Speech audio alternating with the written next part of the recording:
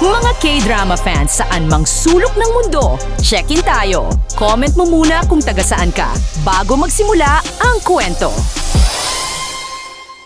Sa isang tindahan ng damit, may isang mayamang babae at ang kanyang anak na lalaki na sumusubok ng mga damit. Inireklamo ng mayamang babae na ang disenyo ng damit na kanyang sinusuot ay napakapangit at hindi bagay para sa isang katulad niyang mayaman. Biglang lumabas ang isang dalagang suot ang eksaktong kaparehong damit at agad na nakakuha ng atensyon ng lahat. Naakit kaagad ang anak ng mayamang babae sa ganda ng dalaga. Nang makita na mas kaaya-aya ang itsura ng kaparehong damit sa iba, nagalit ang mayamang babae at ibinungangso ang kanyang galit sa manager ng tindahan. Nang malaman na ang dalaga ay si Seol Ah, isang TV presenter, mabilis na hinila ng mayamang babae ang kanyang anak at paulit-ulit na pinaalalahanan siyang mag-ingat kay Seol Ah sa pag-aalala na baka siya ay malinlang ng dalaga.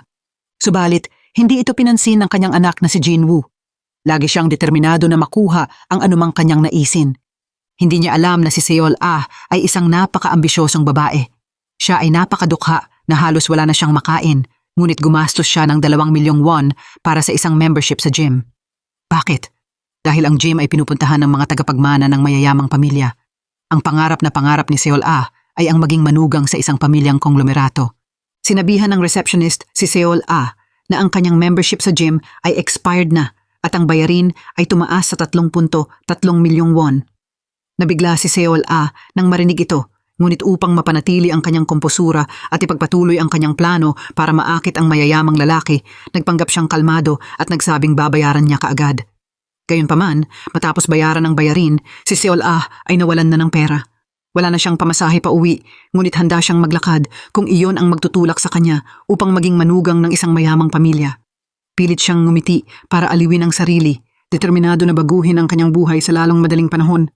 Hindi nag-atubiling nakawin ni Seol Ah ang spotlight mula sa kanyang mga kasamahan at seryosong tumatanggi sa mga pag-amin ng mga lalaking hindi nagmamay-ari ng daan-daang bilyon sa ari-arian. Sa kabutihang palad, hindi nasayang ang kanyang pagsisikap. Nang makita ng mayamang tagapagmana na si Jinwoo, si Seol Ah sa telebisyon, naalala niya ang pagkikita nila sa gym at lalo siyang naintriga. Tutol na tutol ang ina ni Jinwoo dito at sinabing masyadong malaki ang bibig ni Seol Ah noong araw na iyon. Muli, pumunta si Seol Ah sa isang tagpuan ng mga mayaman. Habang nakikita niya ang mga babaeng pinagkakagandahan at tinatanggap doon, inasam ni Seol Ah na maranasan ang ganong klaseng buhay. Hindi niya alam na malapit nang magbago ng malaki ang kanyang buhay. Nang malaman ni Jinwoo na hindi kayang bayaran ni Seol Ah ang napakamahal na damit, sinabihan niya ang salesperson na mula ngayon, anumang damit na magustuhan ni Seol Ah ay maaari na niyang kunin ng libre at siya ang sasagot sa lahat ng gastos. Habang pinapanood si Seol Ah na umalis, nagpa siya si Jinwoo. Isang araw, iniwan niya ang kanyang mamahaling sasakyan upang makasabay sa paglalakad si Seol Ah. Si Seol Ah, na inakala siyang isang mahirap na lalaki, ay tahasang tumanggi na lalong nagpaintriga kay Jinwoo. Na-curious siya na si Seol Ah ay may dalang damit na nagkakahalaga ng 5,000 won, ngunit kailangan pang sumakay sa bus na ilang barya lang ang halaga. Maingat na sinuri ni Jinwoo si Seol Ah. Maputing balat, magandang hitsura, mahahabang binti, at pinakamahalaga, malakas na personalidad. Eksakto siya sa kanyang tipo. Sumakay pa siya sa bus, isang bagay na hindi niya kailanman nagawa para lang masubaybayan si Seol Ah. Gayunpaman, hindi siya napansin ni Seol Ah. Ang kanyang isipan ay abala sa mga salita ng isang matchmaker na nais siyang ipakilala sa isang nag-iisang anak na medyo bastos ang ugali. Sa kabila ng kanyang mga kapintasan, siya ay tagapagmana ng isang yamang nagkakahalaga ng 20 bilyong won. Sa simula, nag-atubili si Seol Ah, ngunit nang maiisip niya ang kanyang mahirap na pinagmulan, lalo siyang nagtibay na makapag-asawa ng mayaman. Nag-message siya sa matchmaker upang pumayag sa pagpupulong. Upang maengganyo ang mayamang binata sa isang pagkikita lamang, pumunta si Seol Ah sa kanyang kinaugaliang tindahan ng damit para bumili ng isang gown. Gayunpaman, siya ay tinuyang ni Madam Huang, ang ina ni Jinwoo, na nagtanong kung ang mga damit ba doon ay bagay para sa alagang hayop at kung bakit nila isponsoran ang mga ganitong klaseng hamak at hindi karapat-dapat na tao. Nagulat ang lahat nang sumagot si Seol Ah at sinabing ang taong umaalipusta sa kanya ay hindi mas mataas sa basura. Hindi alam na ang kanyang inaapi ay ang kanyang magiging biyenang babae. Di nagtagal, dumating si Seol Ah sa lugar ng blind date at maingat na naupo. Naalala niya ang babala ng matchmaker na ang lalaki ay medyo bastos. Naging balisa siya sa pag-iisip, ngunit pilit siyang ngumiti habang tinatanggap ang isang bouquet ng bulaklak mula sa lalaki. Nang tanungin niya kung nag-golf ba siya, agad na naisip ni Seol Ah na hinahampas siya nito ng golf club. Iniwas niya ang kaisipan at napagtanto na magaling pala itong manlandi sa mga babae. Sa sandaling iyon, biglang bumungis-ngis si Jinwoo. Sinabi niya kay Seol Ah na basahin ang card na nakakabit sa bouquet. Nang makita ni Seol Ah ang nakasulat na pangalan, nabigla siya nang malaman na ang lalaking nakaupo sa kabila ay isang lehitimong tagapagmana ng isang mayamang pamilya. Ipinagtap ni Jinwoo na naparoon siya partikular dahil gusto niyang makipag-date kay Seol Ah. Nabigla si Seol Ah at hindi makapaniwalang malapit na siyang talagang makapag-asawa ng mayaman. Sa kanyang pag-uwi, nakatanggap siya ng isa pang tawag mula kay Jinwoo. Sinabi niya na mula ngayon, hindi na niya kailangang magpakapagod pa. Kailangan na lang niyang magmahal at umasa sa kanya. Nangako pa si Jinwoo na pakakasalan si Seol Ah bago matapos ang taon. Nang marinig ito, napasaya si Seol Ah. Gayunpaman, nang makita niya ang kanyang nakababatang kapatid na si Chorong, nagkaroon na ng oras si Seol Ah para mag-isip. Si Chorong ang pumatay sa pinsan ni Jinwoo. Nagtaka si Seol Ah kung kailangan niyang iwanan ang kanyang pangarap na makapag-asawa ng mayaman. Sa kabilang banda, natuklasan na ni Madam Huang ang pinagmulan ni Seol Ah. Ipinagpilitan niyang hindi papayagang pumasok si Seol Ah sa pamilya. Upang matiyak ang kanyang pwesto sa mayamang sambahayan, pinuputol ni Seol Ah ang kanyang ugnayan sa kanyang mga magulang. Kahit pagkatapos ng 9 na taon ng pagsasama, ayaw makipagtalik ni Seol Ah sa kanyang asawa. Natutulog sila sa magkahiwalay na kama at kahit ang pag-anak ay nangangailangan ng in vitro fertilization. Sa kabila ng mga peklat at marka ng karayom sa kanyang tiyan, wala itong pakialam si Seol Ah. Ngunit si Jinwoo ay nanatiling magiliw tulad ng simula. Niyayakap niya ito at sinasabing mahal niya siya ng daan-daang beses sa isang araw. Ngunit sa tuwing ginagawa niya ito, alam ko lamang ang isasagot ni Seol Ah at hindi kailanman sinabing mahal niya rin ito. Ngunit si Jinwoo ay nagnanasang ang pag-ibig ay dapat mutual. Umaasa siya na bago siya mamatay, sabihin sa kanya ni Seol Ah ng kahit isang beses na mahal niya ito. Samantala, ang kanyang ina na si Madam Huang ay may lubhang kakaibang ugali. Habang pinapanood si Seol Ah na gumagastos ng pera ng kanyang anak araw-araw sa pamimili, lalo siyang nasusuklam. Ipinagmamalaki pa ni Seol Ah ang kanyang pamumuhay sa Instagram na hindi kayang tiisin ni Huang. Binalaan ni Huang si Seol Ah na bagamat bulag sa pag-ibig ang kanyang anak, ang pera ng pamilya ay hindi maaaring galawin. Sinabihan niya si Seol Ah na kumilos ng maayos at maging handang umalis sa anumang sandali. Si Seol Ah, nasanay na sa mga banta ng kanyang biyenan, iniisip na hanggat maaari niyang mahanap ang kahinaan ni Jinwoo, hindi niya kailangang mag-alala tungkol sa kanyang posisyon sa pamilya. Gayunpaman, kinabukasan, naglabas si Madam Huang ng bagong ultimatum. Kung hindi magkakaroon ng anak si Seol Ah sa loob ng 1 taon, pagsisikapan niyang pakasalan ni Jinwoo ang isang bagong manugang. Nang makita ni Seol Ah na hindi makaimik si Jinwoo sa hinihingi ng kanyang ina, natakot siya.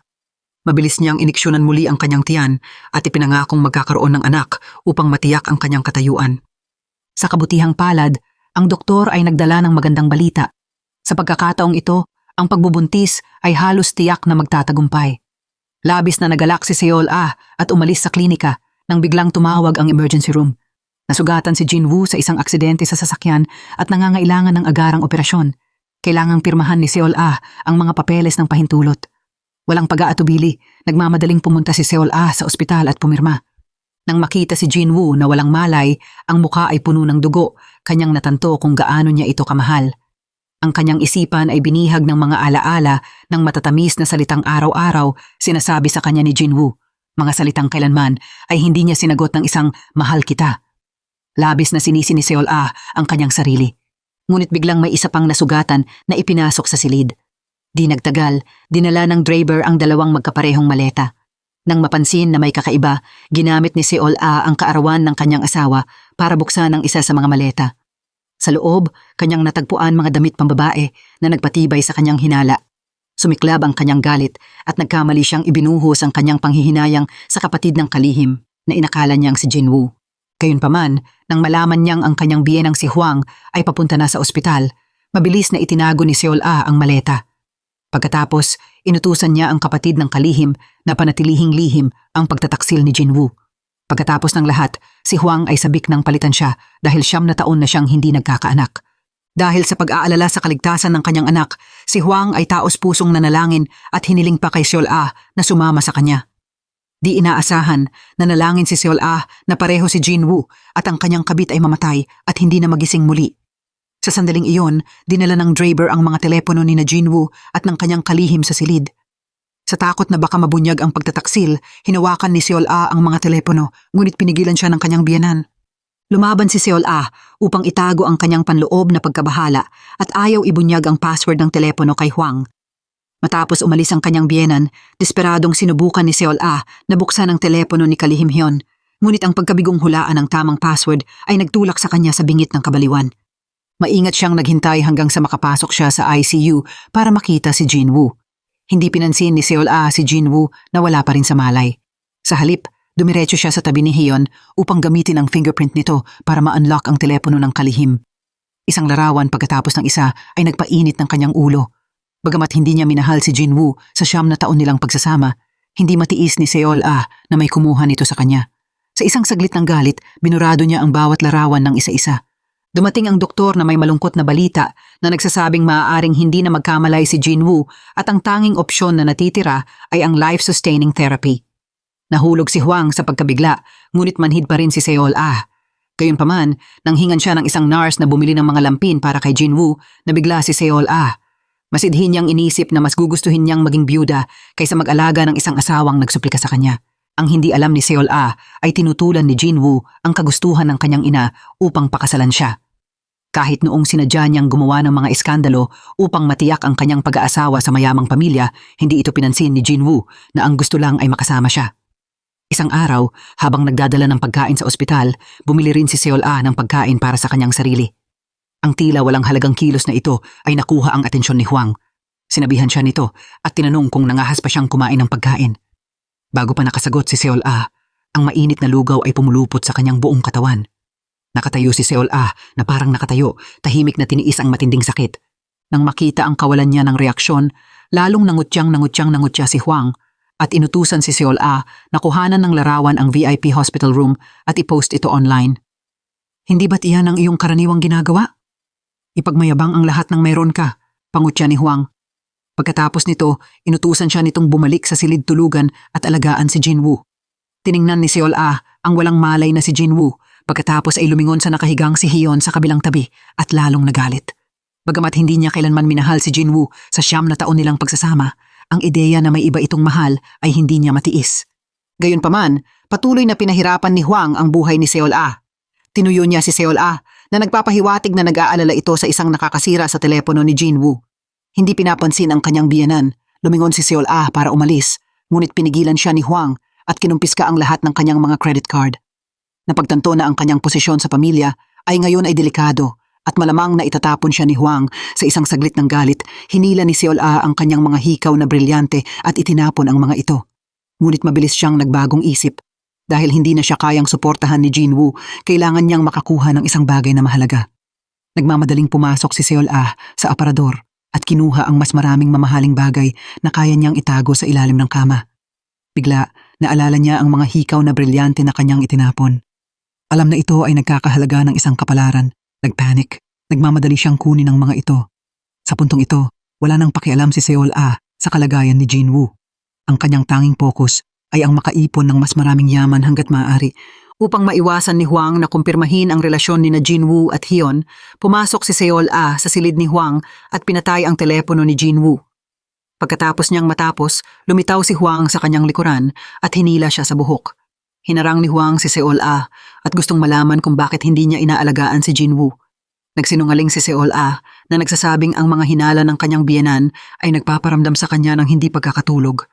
Ang mabilis na pagsagot na ito ay nagbigay daan sa kanya upang makatakas sa agarang problema. Gayunpaman, patuloy na pinagalitan siya ni Hwang at iginiit na bumalik siya sa ospital para alagaan ang kanyang anak. Alam ni Seol Ah na kung wala si Jinwoo, wala siyang katayuan sa pamilya. Walang magawa, masunurin siyang pumayag at umalis. Ngunit pagdating sa ospital, nabigla siya nang makita ang kanyang nakababatang kapatid na si Chorong. Sa hindi inaasahang pagkikita na ito, nalaman ni Seol Ah na ang taong nasugatan kasama ni Jinwoo ay isang kaibigan ni Chorong. Ang pagbubunyag ay nagbalik ng masasakit na alaala. 9 na taon na ang nakalilipas dahil si Chorong ay nabuli hanggang sa magkaroon ng mga pag-iisip na umalis sa mundong ito. Ito ay hindi direktang nagdulot ng pagkamatay ng pinsan ni Jinwoo. Upang maprotektahan ang kanyang pangarap na makapag-asawa ng mayaman, pinuputol ni Seol Ah ang kanyang ugnayan sa kanyang pamilya at gumawa ng kwento tungkol sa pagiging ulila. Sa takot na baka matuklasan ng tiyan ni Jinwoo ang katotohanan, nagpanik si Seol Ah at mabilis na pinaalis si Chorong. Ang pag-aayos sa pagitan ng dalawang magkapatid ay isang kalkuladong hakbang ni Seol Ah upang matiyak ang kanyang posisyon sa pamilya ni Jinwoo. Habang nagpupumilit si Seol Ah na mapanatili ang kanyang katayuan, nakipag-ugnayan na si Hwang sa isang abogado at inihanda ang mga papeles ng diborsyo upang pilitin si Seol Ah na umalis sa pamilya. Samantala, nakatanggap si Hwang ng balita na lumala ang kalagayan ni Jinwoo. Paulit-ulit niyang tinawagan si Seol Ah, ngunit hindi sinagot ang telepono. Sa totoo lang, si Seol Ah ay naghahanap ng lugar para makahabol sa tulog. Habang nakaupo si Hwang sa tabi ni Jinwoo, ang kanyang galit kay Seol Ah ay lalong lumakas. Sa parehong oras, nagising si Seol Ah sa isang simbahan. Napagtanto na siya ay huli na, nagmamadali siyang tumakbo papunta sa ospital. Gayunpaman, hindi siya pinalampas ni Hwang. Nang makita ni Seol Ah ang kanyang biyenan, agad siyang nagsimulang magpaliwanag. Si Hwang, na sinamantala ang pagkakataon upang lalong hiyain si Seol Ah sa harap ng tiyan ni Jinwoo, tinitiyak na mabigyan siya ng aral. Alam na siya ang may kasalanan, paulit-ulit na humingi ng tawad si Seol Ah na hindi maipaliwanag ang kanyang pagliban pagkatapos ng isang gabi ng pagpupuyat. Nagsinungaling siya na nagsasabing nasa sauna siya. Narinig ni Taiwan, ang kapatid ni Hyun, ang pag-uusap at hindi aprobado ang drama, malakas na umubo habang dumaraan. Ang kanyang pagkagambala ay pansamantalang nailigtas si Seol Ah mula sa karagdagang pagalit, ngunit binalaan ni Hwang na tatalakayin nila ng malalim ang usapin ng gabing iyon. Natanto ni Seol Ah na kung wala ang proteksyon ni Jinwoo, wala siyang pwesto sa pamilya. Determinadong matiyak ang kanyang kinabukasan, ipinagpalit niya ang lahat ng kanyang mamahingang pag-aari para sa pera. Matapos bilangin ang kanyang pera, hindi inaasahang nasalubong niya ang kanyang ina na hindi niya nakikita sa loob ng 9 na taon. Nabigla, hinarap siya ni Seol Ah at tinanong kung bakit naroon ito at sinabihan itong lumayo. Umiiyak na nagmakaawa si Young Ae na nagsasabing gusto lang niyang makita muli ang kanyang anak. Takot na mabuko, mabilis na hinubad ni Seol Ah ang kanyang salamin sa mata at minadaling pinaalis ang kanyang ina. Gayunpaman matapos maipalabas ang kanyang ina, nahanap ni Seol Ah ang kanyang sarili na hindi kayang baliwalain ang sakit sa kanyang puso, kaya't hinabol niya ang kanyang ina at inabutan ito ng isang tumpok ng pera. Nang gabing iyon, umuwi si Seol Ah tulad ng hiningi ng kanyang biyenan upang matagpuan ang kasambahay na naghahanda na itapon ang kanyang mga larawan sa kasal. Lumalabas na nalaman ni Hwang na ipinagbili ni Seol Ah ang mga mamahaling bagay na ibinigay sa kanya ni Jinwoo. Galit na galit, hinila ni Hwang ang prenuptial agreement na pinirmahan ni Seol Ah bago ang kanilang kasal. Napaaga siya na naging maingat siya upang maghanda para sa ganitong sitwasyon. Habang hindi niya maililigtas si Jinwoo, kahit papaano ay mapoprotektahan niya ang kayamanan ng kanyang anak. Sinabihan ni Hwang si Seol Ah na magpatuloy sa diborsyo. Agad na lumuhod si Seol Ah at humingi ng paumanhin ng labis. Nangako siyang ibabalik ang mga relo at alahas sa kanilang nararapat na lugar. Ngunit matatag na binalaan siya ni Hwang na ang diborsyo ang pinakamahusay na pagpipilian.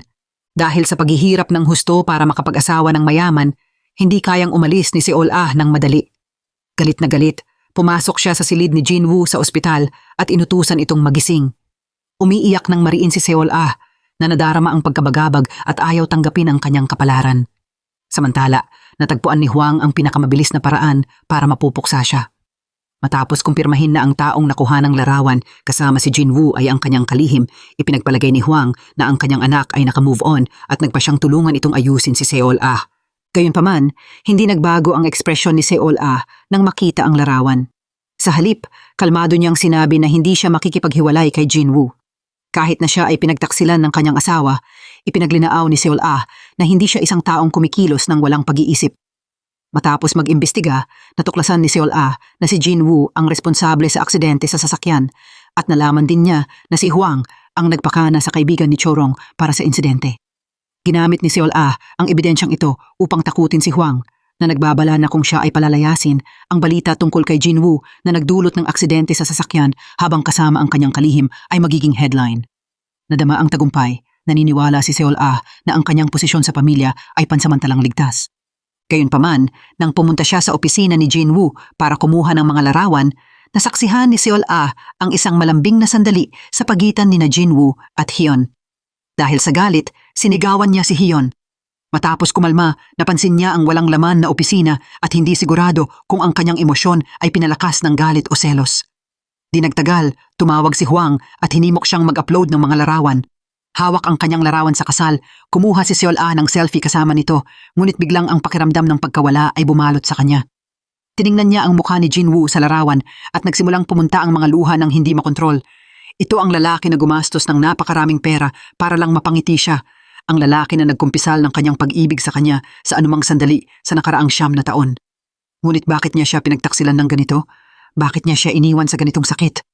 Ang lalong nagpasakit kay Seol Ah ay ang balita na si Hyeon ay di inaasahang nagkamalay.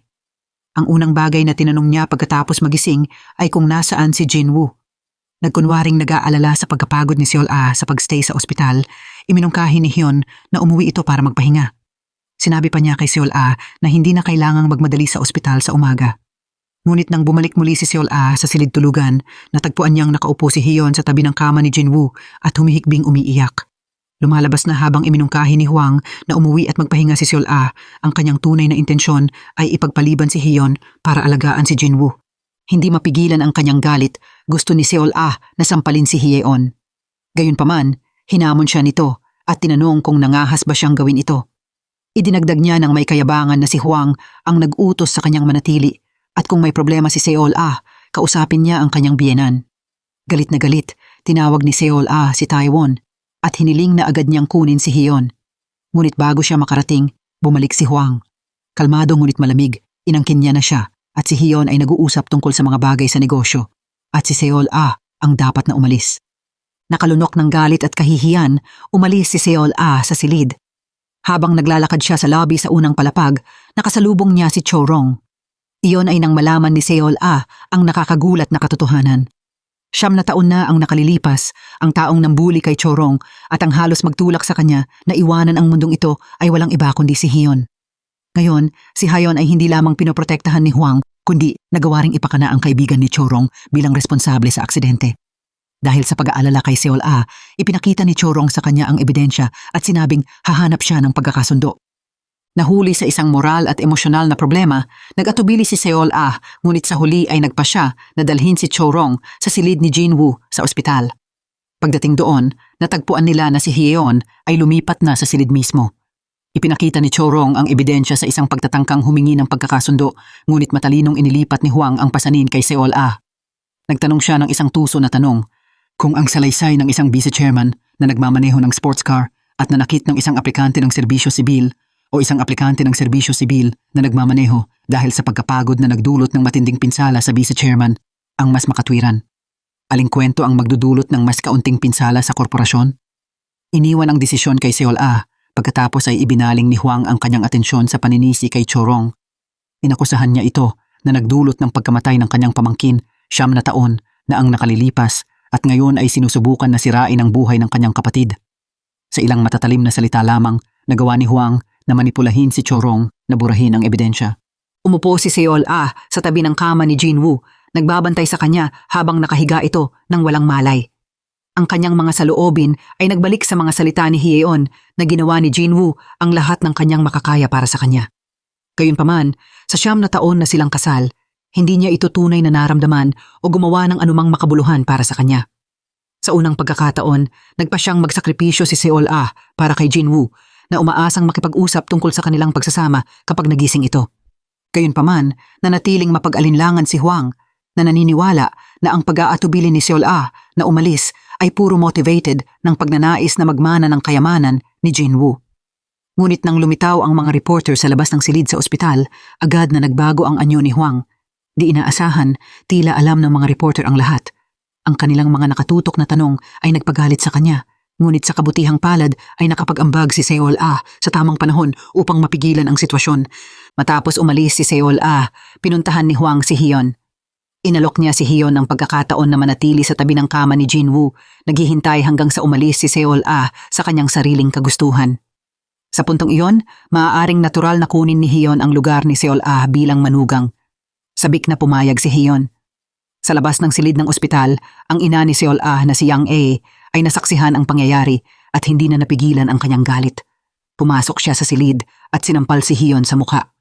Inakusahan ni Yang A si Hyun na hindi lamang binuli si Cho Rong noon, kundi ngayon ay nagsasagawa ng pakana laban kay Seol Ah upang makapag-asawa ng mayaman. Si Huang, na nagalit sa tono ni Yang E, ay tumutol na siya ay isang mahirap na babae na walang self-respect. Hinamon niya ito na dalhin si Seol Ah kung may kakayahan siya. Sa isang smug na pagkaway, itinaboy ni Huang si Yang E na parang nanalo na siya. Sa kabila ng lahat, iginiit ni Seol Ah na bumalik sa silid ni Jinwoo na nagsasabing hindi niya ito nagawang tratuhin ng maayos noon at ngayon, habang wala pa rin ito sa malay, hindi niya ito kayang iwan. Nang gabing iyon, nang umuwi si Seol Ah, direkta niyang iniharap ni Huang ang mga papeles ng divorce settlement. Sinabihan niya si Seol Ah na ang pagpirma sa mga ito ngayon ay magbibigay pa rin sa kanya ng maliit na halaga ng sustento. Tumanggi si Seol Ah na tanggapin ang diborsyo, lalo na sa ilalim ng mga ganitong mapilit na kalagayan. Lalong ikinagalit ni Huang ang kanyang pagtanggi at binalaan siyang gagamitin niya ang kanyang kapangyarihan para ibunyag ang ugnayan ni Seol Ah kay Taiwan. Binalaan niya na hindi lang si Seol Ah, kundi pati ang buong pamilya nito ay magdudusa kung hindi ito susunod. Wala nang magawa si Seol Ah kundi pumayag sa diborsyo. Gayunpaman, mayroon siyang isang kondisyon. Bago magkamalay si Jinwoo, gusto niya itong bisitahin para personal na magpaalam. Nang makita ang sinseridad ni Seol Ah, nag-atubiling pumayag si Huang. Sa wakas, nagiba ang pangarap na maging bahagi ng isang mayamang pamilya. Mabilis na lumipas ang panahon at 1 taon ang nakalipas. Sa wakas ay nagising si Jinwoo sa kanyang kama sa ospital at ang unang hinanap niya ay si Seol Ah. Nagmamadaling hinawakan ni Huang ang kamay ng kanyang anak, labis ang emosyon hanggang sa maiyak. Sinubukan ni Jinwoo ang kanyang makakaya, ngunit isang pangungusap lang ang kanyang nasabi. Nasaan si Seol Ah? Marami ang nangyari sa nakaraang taon. Bumalik si Seol Ah sa isang simple, ordinaryong buhay. Upang suportahan ang kanyang pamilya, nagtrabaho siya bilang host sa isang morning show sa 4 ng umaga. Hindi na siya nagsuot ng mamahingang damit o sapatos. Ang ngiting matagal nang nawala ay muling lumitaw sa kanyang mukha, naglalabas ng isang natural na alindog na lalong nagpaibig kay Taiwan sa kanya. Bumalik si Seol Ah sa kanyang maliit na tahanan sa madaling araw. Bagamat pagod ang kanyang katawan, payapa naman ang kanyang puso. Ito ang kaligayahan na hindi niya kailanman masusumpungan sa isang mansyon. Naaawa si Yang Ai sa pagkapagod ng kanyang anak at tinanong kung bakit patuloy pa rin nitong binibisita si Jinwoo tuwing Miyerkules. Paano makapagsisimula ng bagong buhay kung ganito? Ayaw tumigil ni Seol Ah. Kahit na paulit-ulit siyang inaapi ni Hyun tuwing bumibisita sa ospital, determinado pa rin siyang tiisin hanggang sa magising si Jinwoo para makapagpaalam ng maayos. Sa kabilang banda, nang magtanong si Jinwoo tungkol sa kinaroroonan ni Seol Ah, nagsinungaling si Huang at inangkin na umuwi na raw sa magulang ni Seol Ah dahil pagod na ito. Hindi matanggap ni Jinwoo ang katotohanan na pagkatapos ng 9 na taon ng pagmamahal kay Seol Ah ng buong puso, ganito ang kanyang naging kapalit. Gusto niya itong makausap kaagad. Ngunit si Seol Ah, pagod sa trabaho, ay natutulog at hindi nasagot ang tawag ni Jinwoo. Pagkatapos, hiningi ni Jinwoo sa kanyang ina na tawagan si Seol Ah gamit ang kanyang telepono, ngunit iginiit ni Huang na wala siyang dalang telepono. Pagkaraan ng 1 taon, sa wakas ay nahintay ni Seol Ah ang araw ng paggising ni Jinwoo. Kung ikukumpara sa sakit na idinulot nito sa kanya, mas naramdaman niya ang pagkamutibo na makapagpaalam siya ng maayos. Gayunpaman, si Jinwoo na naimpluwensyahan ng kanyang ina ay naniniwalang itinuring siyang patay ni Seol Ah at pinabayaan siya. Hindi siya mapatawad at nagtanim ng galit. Nang marinig ito ni Seol Ah, nagalit siya. Maliwanag, siya ang dapat humingi ng tawad mula kay Jinwoo. Gayunpaman, pinili ni Seol Ah na huwag banggitin ang nakaraan ni na Jinwoo at Hyun. Pagkatapos ng lahat, nawala na ang kanilang pagkakataon at nawalan na ng kontrol sa kanilang kapalaran. Sa halip na manatili sa nakaraan, mas mabuting magbigay sila ng magkahiwalay na buhay. Sinabi ni Seol Ah na hindi na siya muling bibisita sa hinaharap. Maliwanag na pareho sila ni Jinwoo na nais na mabuhay ng maayos ang isa't isa, ngunit ang mga hindi pagkakaunawaan sa huli ay nagdulot ng sakit sa kanilang dalawa. Samantala sa bahay, si Huang ay palihim na natutuwa ngayong nagising na si Jinwoo. Pinasalamatan pa niya si Hyeon sa pag-aalaga dito sa nakaraang taon at nangakong ibibigay sa kanya ang posisyong nais niya. Gayunpaman, walang pakialam ang ama ni Seol Ah sa divorce settlement na 10 bilyong won na itinuturing itong hindi kailangan. Naiintindihan ni Yang A na ang pera ay hindi suportang pinansyal kundi isang pag-insulto. Kahit 100 bilyong won pa iyon, hindi niya tatanggapin. Sinabihan ni Seol Ah ang kanyang ina na nagising na si Jinwoo. Inaliw niya ang kanyang sarili na ang pagkakasala na matagal niyang dinadala ay sa wakas na resolba. Mula ngayon, hindi na siya muling pupunta sa ospital at hahanapin ang kanyang ideal na buhay. Sa kabilang banda, matapos malaman na may higit pa sa diborsyo kaysa sa una niyang alam, desperadong tinawagan ni Jinwoo si Seol Ah. 300 at 79 na missed calls sa kabuuan. Walang magawa, pinatay ni Seol Ah ang kanyang telepono. Nag-atubili siya kung makikipagkita kay Jinwoo, ngunit pinalakas ang kanyang loob ni Taiwan na nagpaalala sa kanya na may utang pa siyang maayos na paalam kay Jinwoo. Gayunpaman, nang buksan ni Seol Ah ang pinto ng silid ni Jinwoo sa ospital, nakita niyang tinutulungan ni Hyun itong magpalit ng damit. Ang ekspresyon ni Hyun ay puno ng paghamon na lalong nagpalala sa pagkabagabag ni Seol Ah. Ginawa ni Seol Ah ang kanyang makakaya para itago ang kanyang sakit habang lumalapit kay Jinwoo. Sinabi niya na diborsyado na sila. Dahil 1 taon siyang nasa koma, hindi makapaniwalang si Jinwoo. Kahit na ipinaliwanag ni Seol Ah na pinilit siya ng kanyang ina, si Jinwoo na napuno ng galit ay nawalan ng komposura. Tinuyo niya ito at inakusahan na pinabayaan siya para lang sa isang divorce settlement. Ang orihinal na pakay ni Seol Ah ay ang huling pagpapaalam, ngunit ngayon ay hindi na niya naramdaman ang pangangailangang magpaliwanag. Sa halip, huling itinanong niya kay Jinwoo. Ano ba talaga ang nangyari sa araw ng aksidente sa sasakyan sa pagitan niya at ni Hyun? Matagal na niyang gustong malaman ang sagot mula ng araw na makoma ito. Gayunpaman, habang lumalabas si Seol Ah sa silid, hinarap siya ni Hyun ng may kayabangan at inutusan siyang lumayo. Napansin ni Seol Ah ang kawalan ng katiyakan sa pag-uugali ni Hyun. Sa isang kalmado ngunit matatag na tono, sinabi niya na masusing pinagmamasdan niya ang susunod na gagawin ni Hyun at binalaan itong huwag magpakampante. Matapos malaman ito, agad na pumunta si Hwang sa tabi ni Jinwoo. Mabilis niyang ipinaliwanag ang diborsyo at hinimok siyang huwag nang isipin pa ito. Inangkin niya na kung hindi siya kumilos, ang mga ari-arian ng pamilya ay mapupunta kay Seol Ah.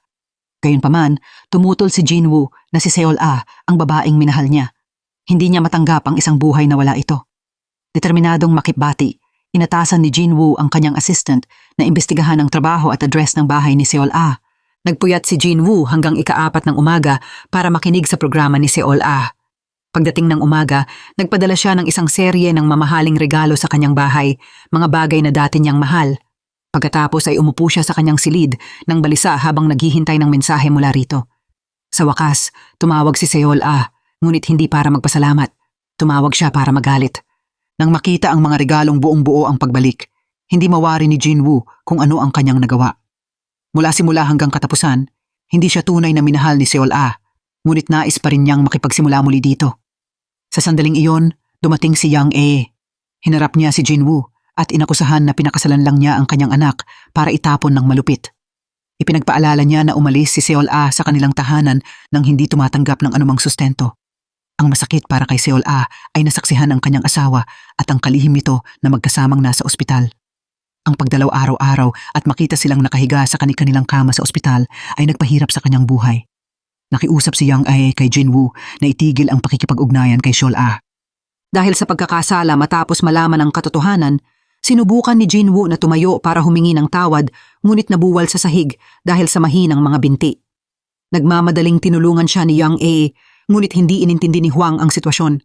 Naramdaman ni Jinwoo na nawawala na ang kanyang isip sa pagitan ng kanyang ina at ni Seol Ah.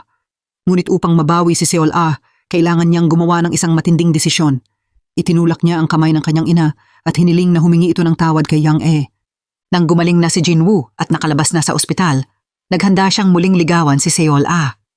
Napagtanto ni Jinwoo na may iba na ngang lalaki sa tabi ni Seol Ah.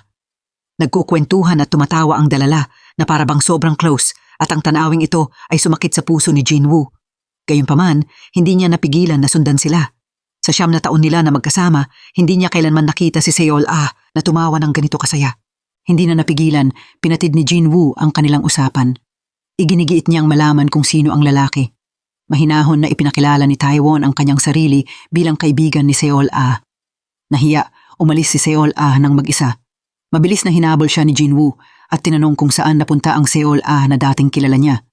Nang hindi nauunawaan ang kanyang mga dahilan, umuwi si Jinwoo ng galit.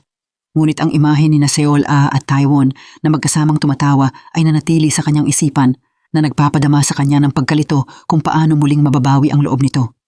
Sa simula, ang mga pagkakamali ni Jinwoo ay nagmula sa pagkapagod, ngunit ngayon ay sigurado na siya sa kanyang nararamdaman. Determinado, matatag niyang tinanggihan ang mga pagtatangka ni Hyun. Ngunit hindi madaling sumuko si Hyun. Nagsimula siyang manipulahin si Hwang at hinihimok itong kumilos laban kay Seol Ah habang nagkukunwaring nag-aalala sa damdamin ng matanda. Si Hwang, na laging mapagmataas at dominante, ay naramdaman ang ginhawa sa atensyon ni Hyun.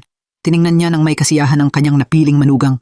Samantala, ganap nang gumaling si Jinwoo at bumalik sa trabaho sa kumpanya.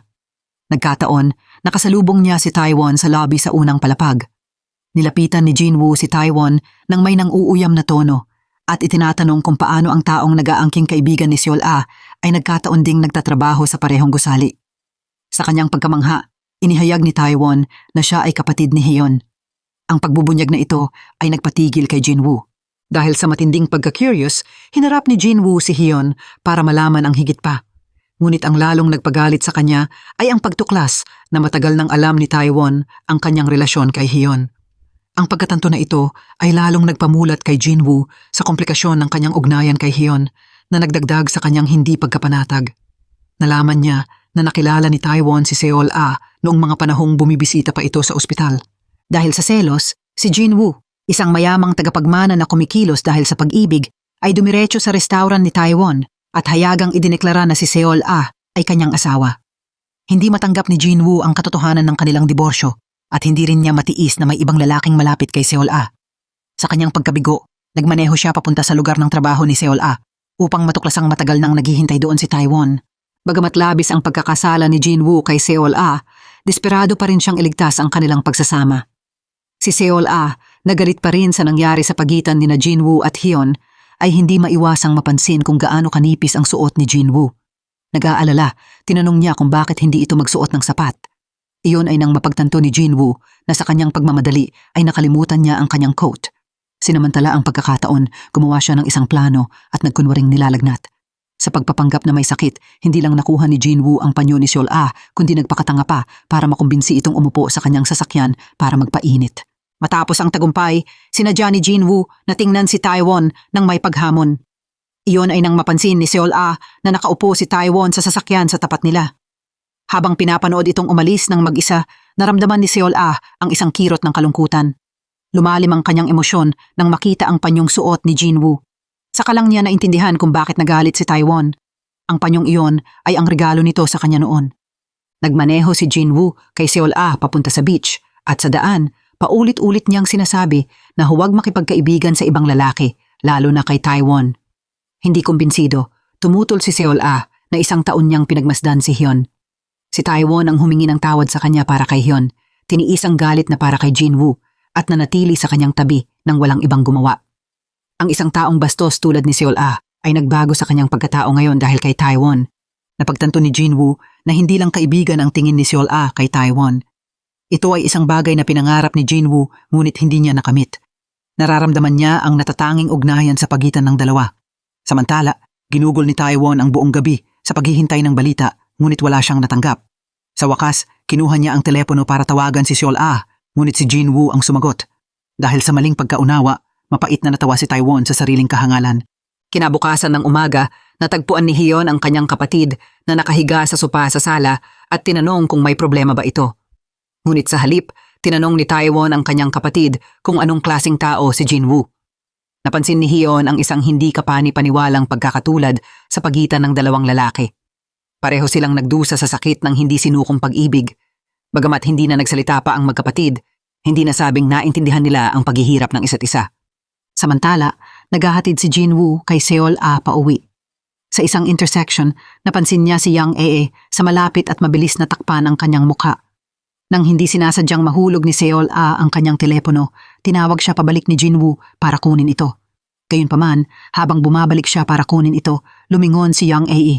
Ayaw niyang makita ng kanyang ina ang kanyang kalagayan at mag-alala, kaya't minadali niyang pinigilan ito. Ngunit ngayon ang tanong ay kung paano ibabalik ang telepono. Ang pagpapadulas nito sa siwang ng gate ay hindi magagawa at ang pag-iwan nito sa mailbox ay tila mapanganib. Habang iniisip ni Jinwoo na lakarin papunta sa bahay, nakasalubong niya ang ama ni Seol-ah na si Yang Wook. Yumuko ng malalim si Jinwoo at humingi ng paumanhin sa huling pagpapakilala kahit na 10 taon na siyang manugang. Sa kabutihang palad, hindi masyadong concerned si Yang Wook sa mga formalidad. Pagkapasok ni Jinwoo sa loob, lumuhod siya bilang paggalang. Matapos makuha ang pag-aproba ni Yang Wook, hiningi niyang makita ang silid ni Seol-ah. Nang makita ang masikip na espasyo, sumakit ang puso ni Jinwoo at naramdaman niya ang matinding pagnanaising ibalik kaagad ito sa mansyon. Upang makuha ang puso ni Seol-ah, Napagtanto niyang kailangan munang makuha ang loob ni Chorong. Nangako si Jinwoo na magbabayad puri at magiging isang mabuting bayaw. Ginawa na rin niya ang kanyang panghuling desisyon tungkol kay Hyun na piniling tapusin ang lahat ng minsanan. Itinabi pa ni Jinwoo ang kanyang orgulyo bilang pangulo ng kumpanya para taimtim na humingi ng tawad sa kaibigan ni Chorong sa pagdulot ng aksidente sa sasakyan. Taos pusong humingi ng tawad si Jinwoo na nililinaw na ginagawa niya ang lahat para kay Seol-ah. Nang makita ito ni Hyun, napagtanto na ang pag-asa sa sariling pagsisikap ay hindi sapat para mapanatili ito. Nabigo, pumunta siya kay Hwang para magreklamo at iginiit na hindi na kailanman kukunin ni Seol-ah pabalik si Jinwoo. Sa kanyang pag-uwi, aksidenteng nasaksihan ni Hyun ang kanyang kapatid na nagkukumpisal ng kanyang nararamdaman kay Seol-ah. Nabigla at nasaktan, nagtaka siya kung bakit ang dalawang pinakamahalagang lalaki sa kanyang buhay ay parehong umiibig sa iisang babae. Galit na galit, hinanap ni Hyun si Seol-ah para ideklara ang digmaan. Hiniling niya na lumayo si Seol-ah sa kanyang kapatid. Ngunit tumutol si Seol-ah at itinatanong kung saan nakuha ni Hyun ang kapal ng muka para gumawa ng gayong kahilingan. Pagkatapos ay inakusahan ni Hyun si Seol-ah na makasarili at hindi kayang umunawa ng pag-ibig, na inaangking iyon ang dahilan kung bakit nagwakas ang kanyang relasyon kay Jinwoo. Hindi natakot si Seol-ah at tinanong si Hyeon kung ang kanyang galit ay nagmula sa katotohanan na pareho sina Jinwoo at Taiwon ay may gusto sa kanya. Sinabihan ni Seol-ah si Hyeon na malapit na niyang maranasan kung ano ang pakiramdam ng umibig sa isang taong hindi maaabot. Samantala, hindi pinansin ni Jinwoo ang pagtutol ng kanyang ina at nanatiling matatag sa pagkuha muli ng loob ni Seol-ah. Nagmaneho siya ng mamahingang sasakyan na binili niya para kay Seol-ah papunta sa bahay ng kanyang ama. Lumuhod si Jinwoo sa harap ng pinto at humingi ng tawad. Nang makita ito, naantig si Yang Wook at inanyayahan si Jinwoo sa loob para kumain. Nang malaman niyang ang pakay ni Jinwoo ay ibigay ang mamahingang sasakyan kay Seol-ah, hindi napigilan ni Yang Wook ang pagngiti ng malawak. Paulit-ulit na idiin ni Jinwoo ang pagtawag kay Yang Wook bilang kanyang biyenan na ikinatuwa nito ng sobra. Pagkatapos ng ilang baso ng soju, gumawa si Jinwoo ng 3 magalang na pagyukod kay Yang Wook at nangakong magiging masunurin. Yumuko pa siya kay Chorong at tiniyak na patunayan niya ang kanyang karapatan. Nang gabing iyon, nang umuwi si Yang Ae, natagpuan niya sina Jinwoo at ang kanyang asawa na humihilik sa sala. Nabigla at nagalit. Hindi siya makapaniwalang ang dating manugang na nanakit kay Seol-ah ay nangahaspang bumalik. Galit na galit, pinuhusan niya ng isang timbang tubig ang ulo ni Jinwoo. Gayunpaman, basta na lang umupo si Jinwoo, inalog ang tubig at muling humiga para matulog na nag-iwan kay Yang Ae ng lubos na pagkayamot. Bagamat gusto niyang palayasin si Jinwoo, nang makita ito sa ganung kalunos-lunos na kalagayan, humupa ang kanyang galit at sa huli ay sumuko na siya sa pagpapalayas nito. Nang dumating si Seol-ah sa bahay at makita si Jinwoo na nakahiga doon, napasigaw siya sa pagkabuwisit. Ngunit sa kabila ng kanyang galit, hindi niya napigilan na takpan ito ng kumot. Pagkatapos, nahanap ni Seol-ah ang kanyang sarili na naaalala ang sandaling hinawakan ni Taiwon ang kanyang kamay at ang kanyang puso ay bumilis sa pag-iisip. Nagtataka sa kanyang sariling nararamdaman, kinuha niya ang kamay ni Jinwoo at ipinikit ang kanyang mga mata para makita kung paano magre-react ang kanyang puso. Sa kanyang pagkamangha, nagising si Jinwoo at nasaksihan ang buong pangyayari. Nagkunwaring tulog pa rin, ngumiti ito ng palihim at masaya. Di nagtagal ng gabing iyon, maingat na tinakpan ni Jinwoo si Seol-ah ng kumot at niyakap ito mula sa likuran, minamahal ang sandali at taimtim na umaasang mabawi ang pag-ibig nito. Gayunpaman, nang ipinikit niya ang kanyang mga mata para lasapin ang sandali, biglang na-realize ni Seol-ah ang nangyayari at itinulak siya palayo sa sopa. Ang masakit na pagtanggi ay sumugat ng malalim kay Jinwoo, ngunit nanatiling matatag ang kanyang determinasyon. Ayaw niyang makinig sa pagtanggi ng kanyang ina at determinado siyang ipagpatuloy ang paghabol kay Seol-ah. Naniniwala si Hwang na ang isang babaeng tulad ni Seol-ah, na sa palagay niya ay pera lang ang habol, ay hindi karapat-dapat kay Jinwoo. Gayunpaman, nilinaw ni Jinwoo na wala siyang pakialam. Ngunit nang makita niya ang mga larawan ni Seol-ah kasama ang iba, nilamon siya ng selos. Galit na galit, pinunit niya ang mga larawan. Habang umiinom si Jinwoo para malimot ang kanyang mga kalungkutan, tinawagan siya ni Seol-ah. Matatag niyang ipinahayag ang kanyang intensyon na isauli ang sasakyan at sinabing ayaw niyang ulitin ang mga pagkakamali ng nakaraan. Si Jinwoo, nasasaktan at naghihinala, ay tinanong siya kung si Taiwon ba ang dahilan kung bakit siya nagbago ng ganito. Hindi sumagot si Seol-ah. Sa halip, agad niyang ibinaba ang telepono na nag-iwan kay Jinwoo ng galit na galit. Determinadong harapin siya, nagtungo si Jinwoo para hanapin si Seol-ah. Ngunit nang matagpuan niya ito at si Taiwan na nag-uusap ng taos puso, natigilan siya, napuspos ng kalungkutan. Lumingon at umalis si Jinwoo. Ang pagdinig kay Seol Ah na nagsasabi ng mga nakakatouch na salita sa iba ay nagpagalit sa kanya at hindi niya mapigilan ang kanyang emosyon. Habang naaalala ang pangako nito na hindi magbabago, naramdaman ni Jinwoo ang isang hindi masuportahang alon ng sakit at nabuwal sa sahig sa kawalan ng pag-asa. Sa kabila ng kanyang paghihirap, hindi kayang sumuko ni Jinwoo kay Seol Ah. Ang pag-ibig niya dito ay napakalalim na handa siyang itapon ang kanyang orgulyo. Matatag, dumiretso siya kung nasaan sina Seol Ah at Taiwan, determinado na makialam anuman ang mangyari. Kung saan man pumunta si Seol Ah, sinusundan siya ni Jinwoo. Gayunpaman, nang patuloy na purihin ni Seol Ah si Taiwan para sa paghahanda nito ng pagkain sa gabi, hindi na napigilan ni Jinwoo. Nabigo at nasaktan, tinanong niya ito ng direkta, "Ito ba talaga ang gusto mo?" Itinuring ni Seol Ah na walang katwiran ang pag-uugali ni Jinwoo at nagpa siyang iwanan ang dalawang lalaki. Si Jinwoo, na desperadong iligtas ang kanilang pagsasama, ay niregaluhan si Seol Ah ng isang mamahingang sasakyan, ngunit ang susi ng sasakyan ay naisauli kinabukasan. Determinadong hindi sumuko, inanyayahan ni Jinwoo ang ama ni Seol Ah na si Yang Wook sa kanyang kumpanya para makuha ang kanyang tiwala. Hindi pinapansin ang kanyang orgulyo, personal na sinalubong ni Jinwoo si Yang Wook at dinala pa ito at si Chorong sa isang high-end na Hapones na restauran at ipinakilala sa kanila ang mga putahe na hindi pa nila nalalasahan. Natapos ng masaya ang gabi habang inihatid sila ni Jinwoo pa uwi.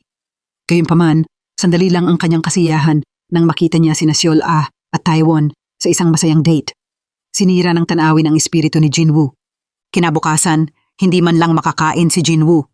Sa halip, naglipat siya ng isang nakakagulat na 1 bilyong won sa account ni Seol Ah bilang baon. Nagpakumbaba pa siya para makiusap kay Taiwan ng kaunting oras, umaasang magkaroon ng pagkakataong harapin ang katotohanan ng kanilang nabigong pagsasama at posibleng ayusin ito. Gayunpaman, hindi na si Seol Ah ang taong naghahangad ng pera tulad ng dati. Sinabihan niya si Jinwoo sa kanyang mababaw na ugali ng paggamit ng pera para lutasin ang lahat. Ang kanyang matatalim na salita ay sumugat sa kanyang puso habang hinihiling na itigil nito ang pag-insulto sa kanya ng kanyang kayamanan. Habang umalis ito ng galit, tinawag siya pabalik ni Jinwoo. Ipinagpaalala niya na nang magdiborsyo sila, tumanggi ito sa 10 bilyong won na sustento na inalok niya. May sinseridad sa kanyang boses, sinabi ni Jinwoo, "Kahit diborsyado na tayo, hindi kita kaaawaan." Mula ngayon, si Seol Aman o ang kanyang pamilya, idineklara ni Jinwoo na magbibigay siya ng suportang pinansyal para sa kanila. Ang pagdinig nito ay lalong nagpagalit kay Seol Ah. Inakusahan niya si Jinwoo na palaging itinuturing na parang hindi umiiral ang kanyang pamilya. Sa 9 na taon nilang pagsasama, hinintay niya itong banggitin ang pagbisita sa kanyang mga magulang, ngunit hindi dumating ang sandaling iyon hanggang sa kanilang diborsyo. Humingi muli ng tawad si Jinwoo sa kanyang kawalang bahala, ngunit nakita ito ni Seol Ah na higit pa sa pagpapabaya. Para sa kanya, ito ay tahasang paghamak sa kanya at sa kanyang pamilya. May sakit sa kanyang boses, inamin niya kung gaano siya nalungkot, lalo na noong kanilang kasal, nang ang mga pag-iisip tungkol sa kanyang mga magulang ay nagpalala sa kanyang kalungkutan. Sa kabila ng kanilang mainitang pagtatalo, ito ang unang pagkakataon na sina Jinwoo at Seol Ah ay nagkaroon ng ganoong bukas na pag-uusap sa buong 9 na taon nilang pagsasama.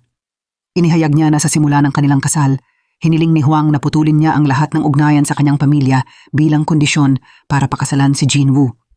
Di nagtagal, pinalayas siya ni Hwang nang hindi binigyan ng anumang karapatan. Ngayon, matatag si Jinwoo sa pagtanggi sa kontrol ng kanyang ina. Agad niyang pinatanggal si Hyun at pinauwi sa kanyang ina. Hindi alam na ang dalawang babae ay sabwat para permanenteng alisin si Seol Ah sa kanyang buhay. Isang gabi, nang umuwi si Jinwoo mula sa trabaho, natuklasan niya na ang kanyang ina ay ipinatawag si Seol Ah sa kanilang bahay at pinagbantaan ito. Ang dahilan ay para malaman kung bakit tumanggi si Seol Ah sa 10 bilyong won na sustento pagkatapos ng kanilang diborsyo. Dahil sa 9 na taong ginugol na mag-asawa ni Jinwoo, ang pagdaramdam na minsang naramdaman ni Jinwoo para kay Seol Ah ay ngayon ay pinalitan ng pagkakasala. Lumalabas na sa huli, si Jinwoo ay minahal lang si Seol Ah sa kanyang sariling paraan. Sa unang pagkakataon sa 10 taon, naintindihan ni Jinwoo ang nararamdaman ni Seol Ah. Nakiusap siya para sa kanyang kapatawaran. Matapos resolbahin ang kanilang hidwaan, umiyak din si Seol Ah. Ngunit bago sila makagawa ng anumang karagdagang bagay, nagsalita si Hwang. Sinabi niyang napahiya siya na magkaroon ng isang manugang na tulad ni Seol Ah. Sa sandaling iyon, biglang binalik sa katotohanan si Seol Ah. Nakiusap siya kay Huang na alagaan ng mabuti ang kanyang anak at hiningi na personal niyang tiyaking mawawala si Jinwoo sa kanyang buhay. Sa simula, ang kalupitan ng biyenan sa kanya ang sanhi ng paghihirap ni Seol Ah, ngunit ngayon ay hahayaan na niyang si Huang ang bahala. Bagamat medyo naantig si Seol Ah kay Jinwoo, ayaw na niyang maging bahagi ng mayamang pamilyang ito. Agad na hinabol ni Jinwoo si Seol Ah. Maikli ang buhay at gusto niyang mabuhay kasama ang minamahal. Sa wakas, nagkalakas ng loob si Jinwoo na aminin ang katotohanan tungkol sa kanyang pagtataksil kay Hyeon bago nangyari ang aksidente.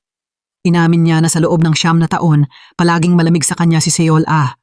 Bagamat alam niyang pinakasalan niya ito dahil sa pera, umaasa siya na mamahalin din siya ni Seol Ah sa bandang huli. Kahit na nasugatan ang kanyang pride, hindi pa rin siya minahal ni Seol Ah at ang pag-aalagang ipinakita sa kanya ni Hyeon noon ay simpleng pag-aliw lamang. Wala siyang tunay na nararamdaman para sa iba. Patuloy siyang humingi ng tawad, umaasang maaayos pa ang kanilang pagsasama. Gayunpaman, ayaw bumalik ni Seol Ah sa kanya para lang pagalingin ang mga sugat na sanhina. Para sa nalalabi niyang buhay, gusto na lang niyang mabuhay ng independyente. Di nagtagal, napagtanto ni Jinwoo na ang kanyang ina ang sanhi ng kanilang pagitan. Maliwanag niyang sinabi sa kanyang ina na opisyal siyang manliligaw muli kay Seol Ah mula ngayon. Samantala, nang magpunta si Seol Ah sa isang interview para sa isang posisyon bilang MC, tinuyo siya sa pagiging manugang ng isang mayamang pamilya ngunit naghahanap pa rin ng trabaho. Agad na tinanggihan ng interviewer si Seol Ah nang malaman na ito ay ang dating asawa ni Jinwoo sa pag-aalala na hindi mamuhunan si Jinwoo sa patalastas. Tuwing nadidismaya si Seol Ah, nariyan si Taiwon para aliwin siya. Dahil sa kanyang malambing na ugali at suporta, mabilis na bumalik ang laban ni Seol Ah at nagbalik sa trabaho. Sa kabutihang palad, nakakuha siya ng pagkakataong maging kahalili bilang host ng isang programa. Nag-alala si Taiwon na pagkatapos ng 9 na taon ng hindi pagharap sa camera, maaaring maging tense si Seol Ah, kaya't dumiretso siya sa recording studio para suportahan ito. Nang makita ni Jinwoo na bumalik na maging program host si Seol Ah, agad siyang bumili ng maraming mamahaling bestida bilang regalo. Gayunpaman, sinigawan siya ni Seol Ah na iwanan siya. Nabigla si Jinwoo nang makita na may ganito pa palang ka-adorable na side si Seol Ah, ngunit binalaan siya na huwag maglagay ng patalastas sa kanyang programa. Kung mawawala ng trabaho si Seol Ah dahil doon, lalayuan niya ito ng permanente. Pagkatapos, napanood ni Jinwoo si Seol Ah na umalis ng galit at hindi niya napigilan ang matawa ng malakas. Nang sumakay si Seol Ah ng taxi pa uwi, lumitaw si Jinwoo sa unang upuan para gulatin ito. Labis na nagulat si Seol Ah, ngunit itinuring niya itong hangin. Kinuha niya ang kanyang telepono para tawagan si Taiwon at nag-ayos na magkita. Ang pagdinig kay Seol Ah na magsalita ng mabait sa ibang lalaki ay labis na nagpaselos kay Jinwoo. Sinadya niyang magsalita ng mas malakas para marinig ni Taiwon. Agad na nanghina ang loob ni Taiwon. Naalala niya ang pagtutol ng kanyang ama, ang oras na ginugol niya kasama si Seol Ah, at ang kanyang pagkabahala na mabuko ng kanilang mga pamilya, lalo na't palaging gumagawa ng problema si Jinwoo. Ang lahat ng mga bagay na ito ay nagpahirap kay Taiwon. Gayunpaman, pagkatapos dumating ni Seol Ah, patuloy nitong pinag-uusapan si Jinwoo at sa huli ay nagpasya si Taiwon. Sinabi niya kay Seol Ah na kailangan nilang magpahinga at bigyan ng isa't isa ng panahon. Hinarang ni Seol Ah ang sasakyan ni Taiwon para itanong kung bakit niya gustong makipaghiwalay. Nanatiling tahimik si Taiwon at binalot na lang ng panyo ang leeg nito, ngunit ang kanyang mga mata ay puno ng sakit. Sa sandaling iyon, nakatayo si Jinwoo sa malapit at pinagmamasdan sila. Pumunta sina Taiwon at Seol Ah sa isang restaurant. Inamin ni Taiwon na alam niyang si Hyeon ang responsable sa pagpapaisip kay Chorong na iwan ang mundong ito. Pakiramdam niya ay hindi siya karapat-dapat para kay Seol Ah dahil minsan ay pinabayaan nito ang kanyang pamilya para kay Jinwoo at ngayon ay wala nang pagpipilian si Seol Ah sa relasyong ito. Samantala, si Jinwoo ay balisang naghihintay. Nang makita niya si Seol Ah, agad niyang pinuntahan ito. Nang makita siya nito, lalong humagulgol si Seol Ah. Si Jinwoo, bagamat galit sa simula, dahan-dahang napalitan ng pagkasira ng puso. Kahit na hindi niya alam ang nangyari sa pagitan nilang dalawa, ang gusto lang niya ay aliwin si Seol Ah na nasa kalungkutan. Muling hiniling ni Jinwoo kay Seol Ah na bigyan siya ng pagkakataon. Kahit na magkunwari lang itong mahalin siya, ayos lang. Babawiin niya ang lahat ng kanyang pagkukulang. Handang pumunta si Jinwoo sa bahay ni Seol Ah sa madaling araw at sa napakalamig na panahon para lang magkalat ng buhangin sa daan para hindi ito madulas. Handa siyang naroon para sa kanya anumang oras. Wala pang problema kay Jinwoo na sumama kay Seol Ah sa isang maingay na roadside stall kumain ng murang chicken feet kasama nito. Pinuri ni Yang Wook ang pagtitiyaga ni Jinwoo kaya't masigasig niyang inayos ang muling pagpapakasal ng dalawa. Gayunpaman, isang araw nang bumisita siya sa opisina ni Jinwoo, natagpuan niyang wala roon si Jinwoo. Iyon ay nang marinig niya kay Hwang ang tungkol kina Jinwoo at Hyun. Galit na galit, sinampal ni Yang Wook si Jinwoo na nagpatigil sa kanyang panliligaw kay Seol Ah. Araw-araw, kailangang uminom ng malakas si Jinwoo para makatulog, ngunit nagigising pa rin siya sa ika-4 ng umaga para makinig sa radio show ni Seol Ah nang hindi pumapalya. Sa pagkakataong ito, bilang isang tagapakinig, nagpadala ng mensahe si Jinwoo na nagtatanong kung ano ang dapat gawin kung nasasaktan ang kanyang asawa. Hindi alam ni Seol Ah na si Jinwoo ito at nagbigay siya ng payo. Tinanong niya kung mahal pa ba nito ang kanyang asawa. Kung gayon, dapat magkaroon ito ng pasensya at maghintay hanggang tanggapin siya ng kanyang asawa. Gumamit si Jinwoo ng murang singsing na candy para makipag-date kay Seol Ah ng isa pang buwan. Nagbiro siyang nangakong susunod ay bibigyan niya ito ng diamanting singsing na kasing laki noon. Natawa si Seol Ah sa kanyang puna at ikinatuwa iyon ni Jinwoo. Nag-indak-indak pa siya nang makauwi ngunit nahuli ni Hwang. Tinanong niya kung ano ang ginagawa niya sa pagpunta araw-araw sa bahay ni Seol Ah. Tapat na sinagot ni Jinwoo na gusto niyang makipag-date kay Seol Ah. Sinabi niya na kung tututol ito muli, lilipat siya sa bahay. Hinimok ni Jinwoo ang kanyang ina na tanggapin ang katotohanan. Gayunpaman, pumunta si Hyeon kay Hwang at sinabing bumili si Jinwoo ng diamanting singsing na nagkakahalaga ng 48,000 won at inanunsyo ng publiko na magbabalikan na sila ni Seol Ah. Ipinagpalagay ni Hwang na tiyak na pumayag si Seol Ah na simulan muli ang relasyon dahil sa mga ganong mamahaling bagay. Ipinagpalagay ni Hwang na nahuhumaling pa rin si Seol Ah sa pera ng kanyang anak. Pagkatapos, hinikayat niya si Hyun na bilisan ang proseso at bantayan si Jinwoo habang siya naman ang bahala kay Seol Ah. Pumunta si Hwang kay Seol Ah at diretsong tinanong ang tungkol sa singsing. Natigilan si Seol Ah. Hindi niya alam kung paano nalaman ni Hwang ang tungkol sa singsing na candy, ngunit ipinakita pa rin niya ito. Si Hwang, na mukhang nagulat, ay nagtaka kung paano nagkakahalaga ng 48,000 won ang isang bagay na tulad nito. Ipinagpalagay niya na itinago ni Seol Ah ang tunay at pinagbantaan pang pasukin ang bahay nito para hanapin iyon. Walang magawa, sumama si Seol Ah kay Hwang sa bahay ni Jinwoo para linawin ang mga bagay. Pagkapasok nila, nakatitig si Jinwoo kay Seol Ah. Habang patuloy na nagsasalita nang walang tigil si Hwang, wala itong pakialam. Itinulak niya ang kanyang ina at lumapit kay Seol Ah at tinanong kung inaapi ba ito ng kanyang ina o kung may nagawa ba siyang mali. Nang ilabas ni Seol Ah ang singsing at tinanong si Jinwoo kung may iba pa siyang maibibigay dito, sa kanya na unawaan ang nangyari. Pagkatapos, lumingon siya sa kanyang ina at mahinahong sinabihan itong kumalma. Pagkatapos, inilabas ni Jinwoo ang singsing na talagang nais niyang ibigay kay Seol Ah. Labis na nagulat si Hwang. Sinabihan niya ang mag-asawa na nangahas magpakita ng kanilang magagandang kilos sa harap niya, na inaakusahan si Seol Ah na nagkukunwaring hindi alam ngunit palihim na gustong ipagpalit ang singsing na candy sa isang tunay na diamanting singsing. Kahit na diborsyado na sila, hindi matanggap ni Seol Ah na maapi.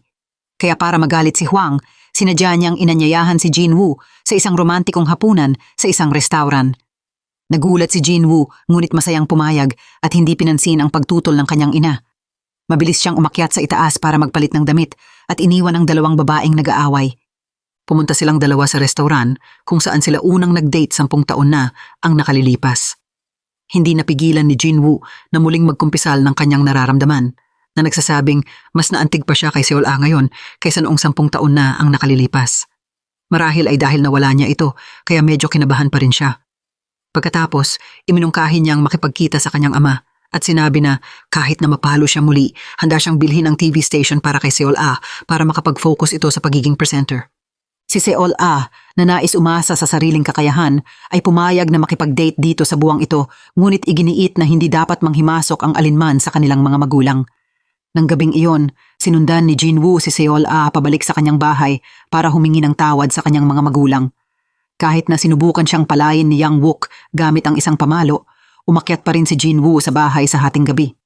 Sinabi niya sa kanyang mga biyenan na bumalik na siya muli at matatag na lumuhod sa sahig, determinado na humingi ng kamay ni Seol Ah. Kahit na mamatay sa kamay ng kanyang ama, hiningi lang niyang ibalik sa kanya si Seol Ah. Galit na galit, iniwagayway ni Yang Wook ang pamalo, ngunit agad na humarap si Seol Ah para protektahan siya. Ang tanawing ito ay nagpasatisfied kay Jinwoo dahil hanggat nakatayo si Seol Ah sa kanyang tabi, titiisin niya ang anumang bagay kahit na lumuhod ng ilang oras kung kailangan. Gayunpaman, tumanggi si Huang at mabigat na pinagalitan si Seol Ah at tinanong kung magkano ang perang kailangan para sumuko ito kay Jinwoo. Hindi na matiis ni Yang Ai ang kayabangan ni Huang at nagpa siyang kung tututol ito, siya ang susuporta sa mag-asawa. Nang marinig ito, agad na yumuko si Jinwoo bilang pasasalamat. Ngunit si Hyeon, na ayaw silang mag-date, ay nakaisip ng isang masamang plano. Sa kabilang banda, sinabihan ni Huang si Jinwoo na kung ipipilit niyang makasama si Seol Ah, magsasama siya ng isang pambihirang pagpupulong ng mga shareholders at matatanggal si Jinwoo sa kanyang posisyon bilang vice-presidente. Si Jinwoo, na inakala na nagbibiro ang kanyang ina, ay dinala si Seol Ah sa isang restaurant at pumasok pa sa kusina para magluto para dito. Gayunpaman, naghintay si Seol Ah ng 3 oras at wala pa ring natatanggap na kahit isang putahe. Si Seol Ah, na curious, ay bumaba sa kusina para tanungin si Jinwoo kung bakit matagal. Sinabihan siya nito na magtiis ng kaunti pa. Nag-alinlangan si Seol Ah kung makakain pa sila pagdating ng gabi. Malugod na lumapit si Jinwoo at kinainutan ito at si Seol Ah na walang magawa ay kailangang tumakas mula sa kusina. Ang imahe ni Taiwan na nagluluto para dito ay pumasok sa kanyang isipan. Sa panahong iyon, natapos na ni Jinwoo ang paghahanda ng pagkain at sinadyang maglagay ng sarsa sa kanyang mukha.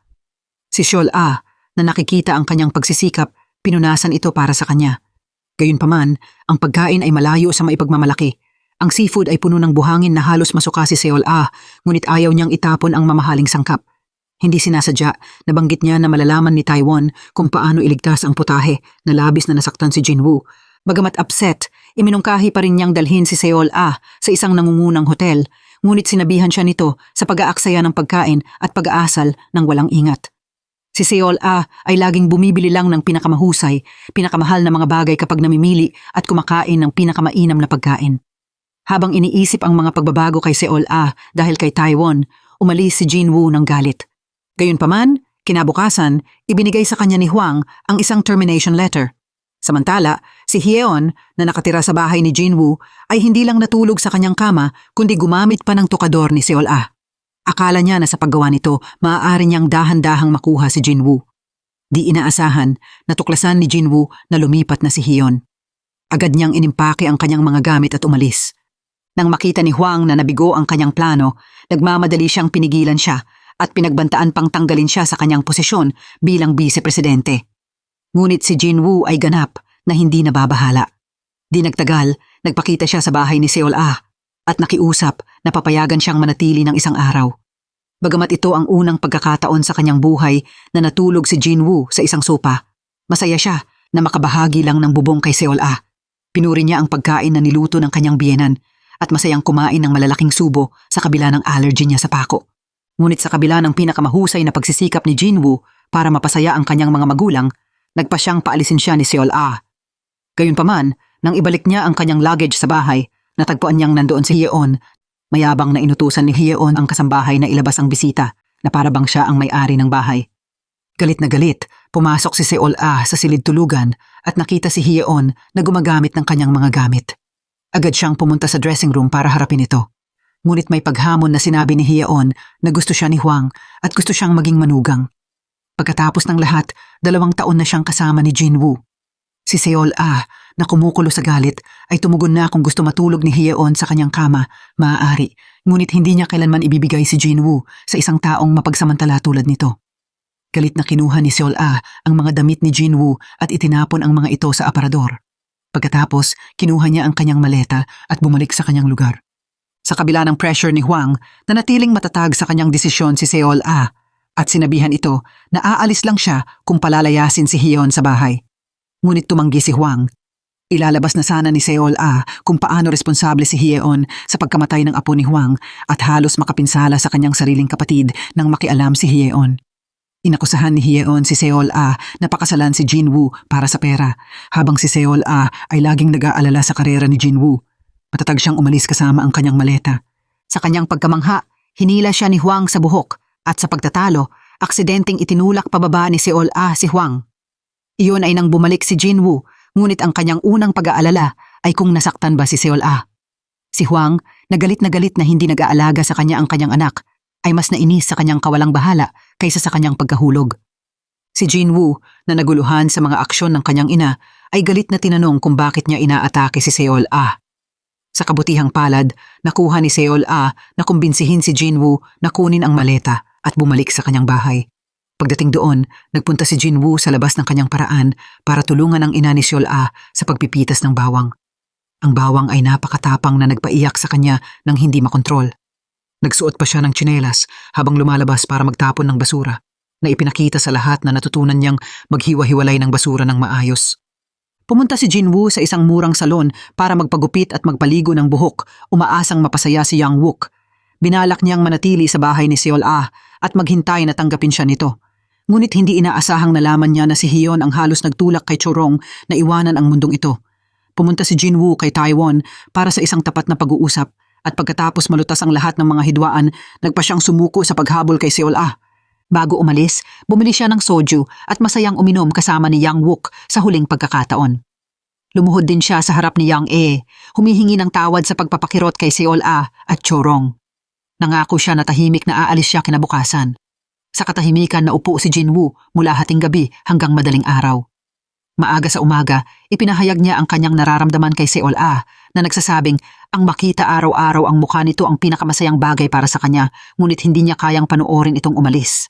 Ito ang huling pagkakataon na maglalakad si Jinwoo sa silid ni Seol-ah. Habang nararamdaman ang atmosfera ng kanyang buhay, tunay na nais niyang umalis nang walang nakapaligid sa kanya. Ayaw umuwi, nagpa siya si Jinwoo na manatili sa opisina at nagpadala ng isang pamamaalam na regalo sa bahay ni Seol-ah. Habang nakatingin sa masarap na tanghalian sa harap niya, ang isipan ni Jinwoo ay napuno ng imahe ng pagkain kasama ang pamilya ni Seol-ah. Bagamat pumunta si Seol-ah sa opisina, tila opisyal silang nagpapaalam. Nagpasalamat si Seol-ah kay Jinwoo sa palaging pagmamahal dito, na nadarama ang karangalan sa kanyang pagmamahal, ngunit nagkakasala rin sa hindi pagkakayang tumumbas. Marahan niyang tinanggihan ang alok nito na makipag-date na nagpapaliwanag na aalis na siya. Ang mga luha sa mga mata ni Seol-ah ay puno ng pag-ibig at sakit ng paghihiwalay kay Jinwoo. Pagkatapos ng kanilang breakup, palihim na bumisita si Jinwoo sa istasyon ng telebisyon para lang masubaybayan si Seol-ah mula sa malayo. Gayunpaman, nang makita niya ito kasama si Taiwan, nanlumo ang kanyang puso at umuwi siya, nagtatalop ng bawang at umiiyak ng walang tigil. Ang kanyang gawain ng pagtatalop ng bawang tuwing ibang araw ay sa wakas nagtulak kay Hwang sa kanyang breaking point. Sinigawan niya ito at gustong malaman kung bakit si Seol-ah lang ang nasa puso nito at hindi ang kanyang ina. Sa kanyang kalungkutan, walang magawa si Jinwoo kundi makipag-usap kay Taiwan. Pagkatapos uminom ng malakas at makatulog, inihayag ni Taiwan ang katotohanan. Lagyang pinag-uusapan ni Seol-ah si Jinwoo na naaalaala ito araw-araw. Napagtanto na ni Taiwan na si Jinwoo ang nag-iisang hindi alam ang nararamdaman ni Seol-ah. Pagkatapos, lumiko siya sa pag-inom at tinawagan si Seol-ah at sinabing palaging binabanggit ito ni Jinwoo tulad ng kanyang madalas na pagbanggit dito. Nagising si Jinwoo at tinawagan si Seol-ah para pasalamatan ito sa pag-uwi sa kanya. Gusto niyang itrato ito ng spicy hot pot at bigyan ang kanyang sarili ng isang huling pagkakataon. Inamin ni Jinwoo na pupunta siya sa ibang bansa at posibleng hindi na babalik dahil hindi niya kayang tiisin ang patuloy na sakit ng pag-iisip dito at pagpapahirap sa kanyang sarili. Tinanong niya si Seol-ah kung maaari ba niya itong yakapin sa huling pagkakataon. May mabigat na puso, sinubukan niyang magpaalam, ngunit sa kanyang kalooban ay umaasa siyang pipigilan siya ni Seol-ah. Hindi kayang payagan ni Seol-ah na umalis si Jinwoo at ang pagdinig na sinabi nito ay nagpasaya ng sobra sa kanya.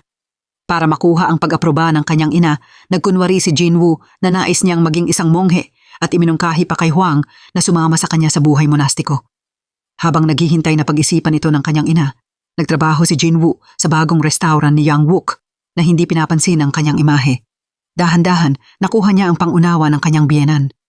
Ngunit ngayon ang hamon ay kumbinsihin ang kanyang sariling ina.